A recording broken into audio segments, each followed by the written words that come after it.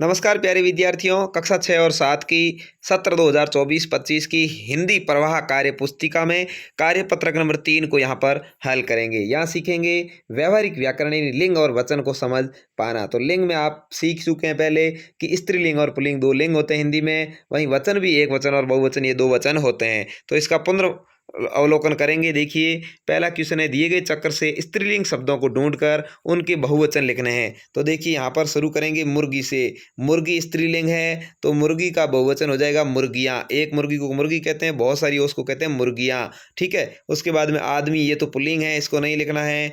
ऊंट, ये भी पुल्लिंग है। मछली, ये स्त्रीलिंग है तो लिखेंगे मछली। मछली को बहुवचन होता है मछलियाँ। ठीक है। उसके बाद में राजू भी पुल्लिंग है। नदी, नदी स्त्रीलिंग है, नदी का पुल्लिंग बहुवचन होता है नदियाँ। ठीक है। और मामा, ये भी पुल्लिंग है। बहन, बहन का बहुवचन होता है बहनें। तो इस तरह से ये स्त्रीलिंग शब्द थे, उनको ही ढूंढ करके अपने को बहुवचन बनाना था। तो इस तरह से अपने को ये बहुवचन बनाना है। उसके बाद देखिए दूसरा क्वेश्चन है, निम्नलिखित शब्दों के लिंग परिवर्तन कीजिए। यानी पुल्लिंग है तो स्त्रीलिंग, स्त्रीलिंग है तो पुल्लिंग। यहाँ चित्र भी बना रखा, देखिए पुरुष का चित्र है, यहाँ जो शब्द लिखे हैं इनका स्त्रीलिंग में बदलना है। धोबी का धोबिन, पति का स्त्रीलिंग होता पत्नी, चाचा का स्त्रीलिंग होता है चाची, घोड़ा का स्त्रीलिंग होता है घोड़ी, ऊंट का स्त्रीलिंग होता है ऊंटनी। ठीक है। इस तरह से ये कुछ स्त्रीलिंग के शब्द है, इनको आपको पुल्लिंग में बदलना है। देखिए, गायिका का होता है गायक, देवी का होता है देवता, औरत का होता है आदमी, चिड़िया का होता है चिड़ा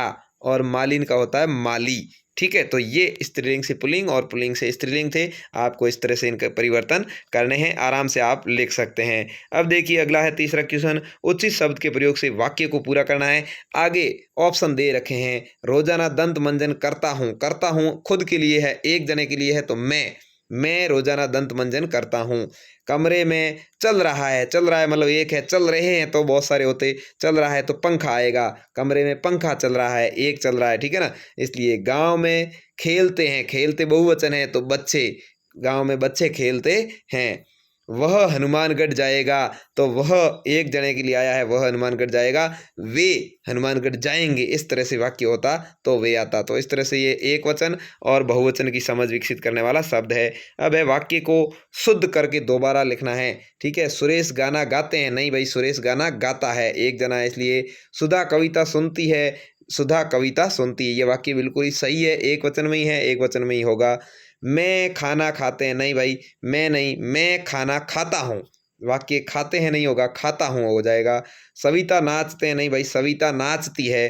वे बीकानेर गया है, नहीं भाई, वे बीकानेर गए हैं। इस तरह से वाक्य होगा, वे बीकानेर गए हैं। गया है नहीं, गया एक जना होता, वह बीकानेर गया ऐसे होता, वे है इसलिए बीकानेर गए हैं। तो इस तरह से आपको बहुवचन शब्द या एक वचन कहाँ लगेगा उसके अनुसार इस वाक्य को, इस कार्यपत्रक को कंप्लीट करना था। तो आपका कार्यपत्रक नंबर 3 कंप्लीट होता है। हिंदी वर्कशीट कक्षा 6 और 7 की। धन्यवाद।